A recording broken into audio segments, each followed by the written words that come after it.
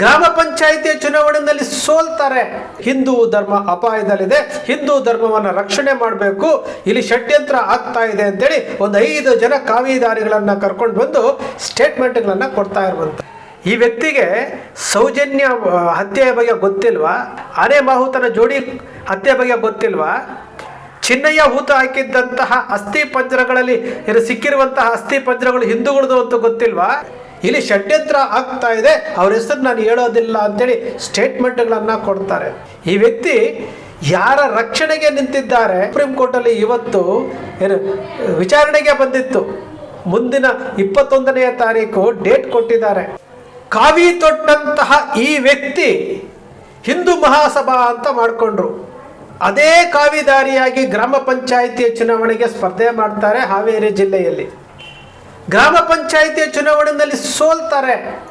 ಈ ವ್ಯಕ್ತಿ ದಿಢೀರಂತೇಳಿ ಈಗ ಹಿಂದುಳಿದ ವರ್ಗಗಳ ಸಮುದಾಯಗಳ ಅತಿ ಹಿಂದುಳಿದ ವರ್ಗಗಳ ಸಮುದಾಯದ ಒಕ್ಕೂಟದ ಅಧ್ಯಕ್ಷ ಅಂತ ಬಂದು ಕಳೆದ 2 ತಿಂಗಳಿಂದ ಏನು ಅಧಿಕಾರ ಹಸ್ತಾಂತರದ ಸಭೆಯಲ್ಲಿ ಸುದ್ದಿ ಮಾಡಿದಂತಹ ವ್ಯಕ್ತಿ ಈಗ ದಿಢೀರಂತೇಳಿ ಹಿಂದೂ ಧರ್ಮ ಅಪಾಯದಲ್ಲಿದೆ, ಹಿಂದೂ ಧರ್ಮವನ್ನು ರಕ್ಷಣೆ ಮಾಡಬೇಕು, ಇಲ್ಲಿ ಷಡ್ಯಂತ್ರ ಆಗ್ತಾ ಇದೆ ಅಂತೇಳಿ ಒಂದು 5 ಜನ ಕಾವಿದಾರಿಗಳನ್ನ ಕರ್ಕೊಂಡು ಬಂದು ಸ್ಟೇಟ್ಮೆಂಟ್ಗಳನ್ನು ಕೊಡ್ತಾ ಇರುವಂಥದ್ದು.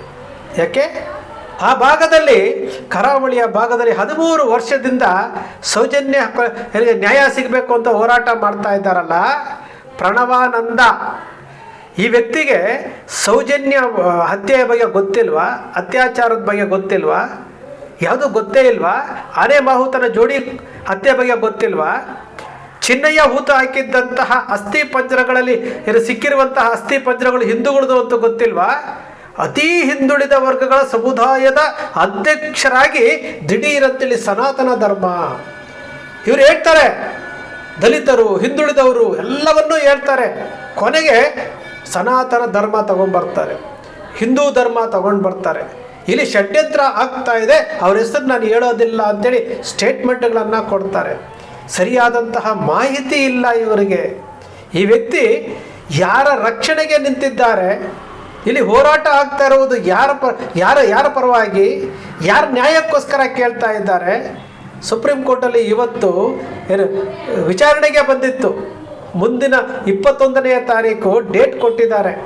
ಇಲ್ಲಿ COD ಮತ್ತು CBI ವಿರೋಧ ವ್ಯಕ್ತಪಡಿಸಿ ಅರ್ಜಿ ಸಲ್ಲಿಸಿದ್ದಾರೆ, ಆಕ್ಷೇಪಣಾ ಅರ್ಜಿ ಸಲ್ಲಿಸಿದ್ದಾರೆ. ಈ ಯಾವುದೂ ಗೊತ್ತಿಲ್ಲ ಈ ವ್ಯಕ್ತಿಗೆ. ನಿರಂತರವಾಗಿ 13 ವರ್ಷದಿಂದ ಹೋರಾಟ ನಡೀತಾ ಇದೆ. ಇಷ್ಟೆಲ್ಲ ಹೋರಾಟ ಆಗ್ತಾ ಇರುವುದು ಹಿಂದೂಗಳಿಗೆ ಆಗಿರುವಂತಹ ಅನ್ಯಾಯದ ವಿರುದ್ಧ. ನ್ಯಾಯಕ್ಕೋಸ್ಕರವಾಗಿ ಹೋರಾಟ ಮಾಡ್ತಿರೋದು ಪ್ರಣವಾನಂದ ಅವರೇ. ಇದು ಯಾವುದು ವೈಯಕ್ತಿಕ ಹೋರಾಟ ಅಲ್ಲ.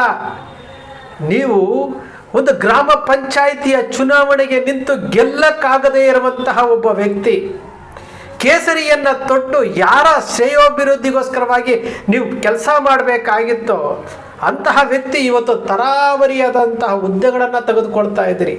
ಈಗ ಈಡಿಗ ಸಮುದಾಯದ ಸ್ವಾಮೀಜಿ ಅಂತೇಳಿ ನಿಮಗೆ ನೀವೇ ಘೋಷಣೆ ಮಾಡ್ಕೊಳ್ತೀರಿ. ಈಡಿಗ ಸಮುದಾಯದ ಸ್ವಾಮೀಜಿ ಅಂತ ಹೇಳ್ತೀರಿ, ಹಿಂದೂ ಧರ್ಮದ ಮಹಾಸಭಾ ಅಂತ ಹೇಳ್ತೀರಿ, ಅತಿ ಹಿಂದುಳಿದ ವರ್ಗದ ಒಕ್ಕೂಟದ ಅಧ್ಯಕ್ಷ ಅಂತ ಹೇಳ್ತೀರಿ. ಇಲ್ಲಿ ಅನ್ಯಾಯ ಆಗಿರೋದು ಹಿಂದೂಗಳಿಗಲ್ವೇನ್ರಿ? ಯಾರ ರಕ್ಷಣೆಗೆ ಹೋಗ್ತಾ ಇದ್ದೀರಿ?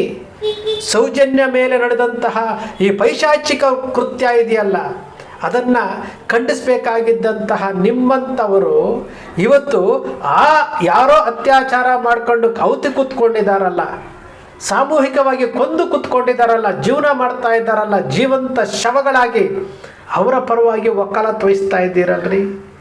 ಆನೆ ಮಾಹುತನ ವಿಚಾರದಲ್ಲಿ ಚಿನ್ನಯ್ಯ ಕೊಟ್ಟಂಥ ಸ್ಟೇಟ್ಮೆಂಟ್ಗಳನ್ನು ನೋಡಿದರೆ ಬಹುಶಃ ಇವರುಗಳಿಗೆ ಇದ್ಯಾವುದೂ ಬೇಕಾಗಿಲ್ಲ. ಸುದ್ದಿಯಲ್ಲಿರಬೇಕು, ನಮಗೇನೋ ಒಳ್ಳೆಯದಾಗಬೇಕು, ತಮಗೆ ವೈಯಕ್ತಿಕ ಲಾಭ ಆಗಬೇಕು ಅನ್ನೋ ಕಾರಣಕ್ಕೋಸ್ಕರವಾಗಿ ಹಿಂದೂ ಮಹಾಸಭಾ ಮಾಡಿಕೊಂಡ್ರು.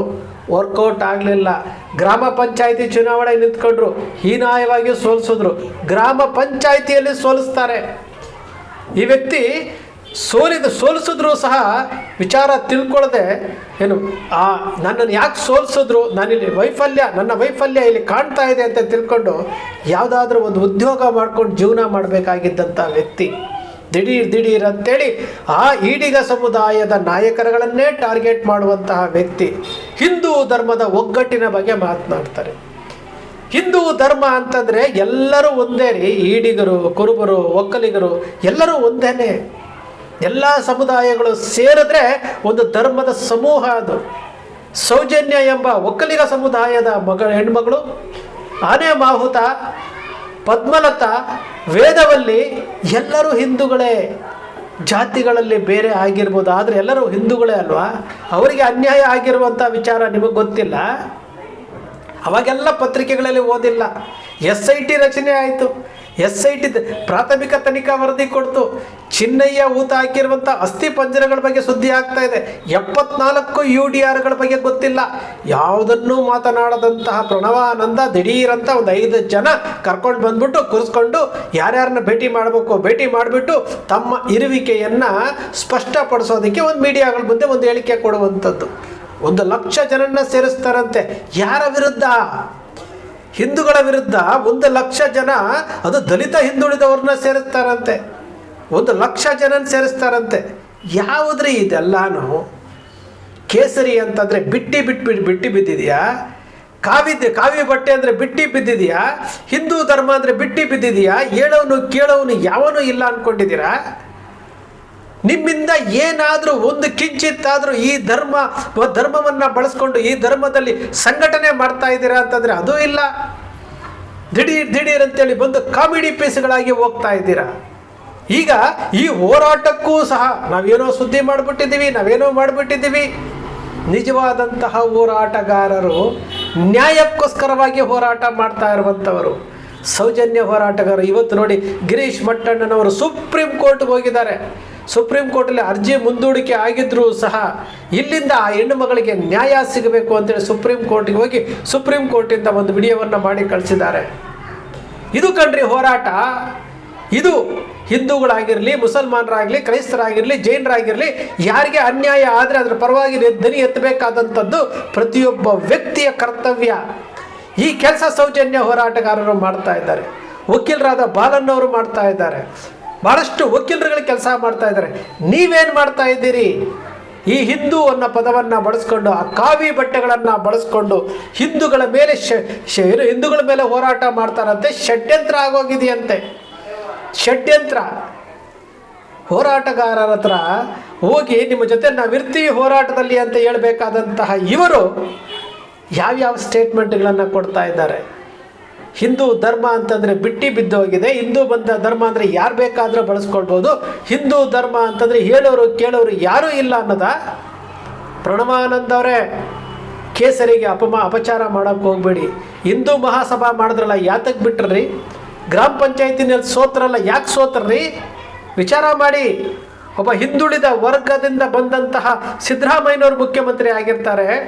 ಅವರು ಕುರ್ಚಿ ಬಿಡುವಂತಹ ಸಮಯದಲ್ಲಿ 52 ಕೋಟಿ ರೂಪಾಯಿಗಳನ್ನು ಹಿಂದುಳಿದ ದಲಿತ ವರ್ಗಗಳ ಮಠಗಳಿಗೆ ಹಣವನ್ನು ಬಿಡುಗಡೆ ಮಾಡ್ತಾರೆ. ಅದನ್ನು ಸಹಿಸ್ಕೊಳ್ಳೋಕ್ಕಾಗದಂತಹ ವ್ಯಕ್ತಿ ಈ ವ್ಯಕ್ತಿ ಬಳಸಿದಂತಹ ಪದ ಎಂಥದ್ದು? ಹಲ್ಕಾ ಕೆಲಸ ಮಾಡಿದ್ರಂತೆ. ಇವರು ಅತಿ ಹಿಂದುಳಿದ ವರ್ಗಗಳ ಒಕ್ಕೂಟದ ಅಧ್ಯಕ್ಷರಂತೆ.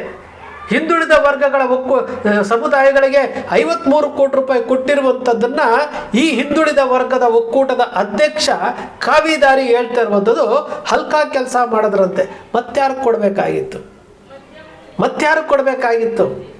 ಇಂಥವರಿಂದಲೇ ಇವತ್ತು ಈ ಕಾವಿಗೆ, ಈ ಹಿಂದೂ ಧರ್ಮಕ್ಕೆ ಯಾಕೆ ಹಿನ್ನಡೆ ಆಗ್ತಾ ಇದೆ ಅಂದರೆ ಇಂಥವರಿಂದಲೇ. ಹಿಂದೂಗಳಿಗೆ ಅನ್ಯಾಯ ಆಗ್ತಾ ಇದೆ, ಹಿಂದೂಗಳ ನ್ಯಾಯಕ್ಕೋಸ್ಕರವಾಗಿ ನಿಲ್ತೀನಿ ಅಂತ ಹೇಳಬೇಕಾದಂತಹ ವ್ಯಕ್ತಿ ಇವತ್ತು ಯಾವ ಅತ್ಯಾಚಾರ ಮಾಡಿ ಎಲ್ಲಿ ಬೌಸ್ಕೊಂಡು ಕೂತಿದಾನೋ ಅವರ ಪರವಾಗಿ ನಿಂತ್ಕೊಂಡು ದನಿ ಎತ್ತೀರೆ ಅಂತಂದರೆ ನಾವು ಏನಂತ ಹೇಳ್ಬೇಕು ಹೇಳಿ ಸ್ನೇಹಿತರೆ?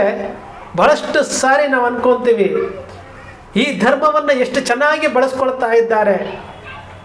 ವೈಯಕ್ತಿಕ ಲಾಭಕ್ಕೋಸ್ಕರವಾಗಿ ಬಡ್ಡಿ ಲೇವಾದೇವಿಗೆ ಬಳಸ್ಕೊಳ್ತಾರೆ, ವೈಯಕ್ತಿಕ ಲಾಭಕ್ಕೋಸ್ಕರ ಬಳಸ್ಕೊಳ್ತಾರೆ. ಕಾವಿಯನ್ನು ತೊಟ್ಟಂಥವರು ಇಲ್ಲಿ ಲಾಭ ಮಾಡ್ಕೊಳ್ಳೋದಕ್ಕೋಸ್ಕರವಾಗಿ ಧರ್ಮವನ್ನು, ದೇವರುಗಳನ್ನು ಬಳಸ್ಕೊಳ್ತಾ ಇದ್ದಾರೆ. ಇವ್ರಿಗೆಲ್ಲರೂ ಕೇಳೋರು ಹೇಳೋರು ಯಾರೂ ಇಲ್ಲ. ಮುಂದೆ ತಂದುಬಿಡ್ತಾರೆ. ಅವರ ಉದ್ಯಮಕ್ಕೆ ತೊಂದರೆ ಆಗುತ್ತೆ ಅಂತಷ್ಟೇ ಮುಂದೆ ತರುವಂಥದ್ದು ದೇವರುಗಳನ್ನು ಮತ್ತು ಧರ್ಮವನ್ನು. ಇದು ಇದೇ ಕೆಲಸ ಇವತ್ತು ಆಗ್ತಾ ಇರೋದು. ಸ್ನೇಹಿತರೆ, ನಿಮ್ಮ ಅಕ್ಷರ ಮೀಡಿಯಾ ಸೃಷ್ಟಿ ಮಾಡೋದಿಲ್ಲ, ಕಲ್ಪನೆ ಮಾಡೋದಿಲ್ಲ, ವಾಸ್ತವದ ವಿಚಾರವನ್ನು ವಿಶ್ಲೇಷಣೆ ಮಾಡುತ್ತೆ. ನಿಮ್ಮ ಅಕ್ಷರ ಮೀಡಿಯಾದ ವಿಶ್ಲೇಷಣೆ ನಿಮ್ಗೆ ಇಷ್ಟ ಆಯಿತು ಅಂದರೆ ಸಬ್ಸ್ಕ್ರೈಬ್ ಆಗಲಿಲ್ಲ ಅಂದರೆ ಸಬ್ಸ್ಕ್ರೈಬ್ ಮಾಡ್ಕೊಳ್ಳಿ, ಪಕ್ಕದಲ್ಲಿ ಕಾಣುವಂಥ ಬೆಲ್ ಐಕಾನ್ ಪ್ರೆಸ್ ಮಾಡಿ, ಶೇರ್ ಮಾಡಿ, ಪ್ರೋತ್ಸಾಹ ನೀಡಿ.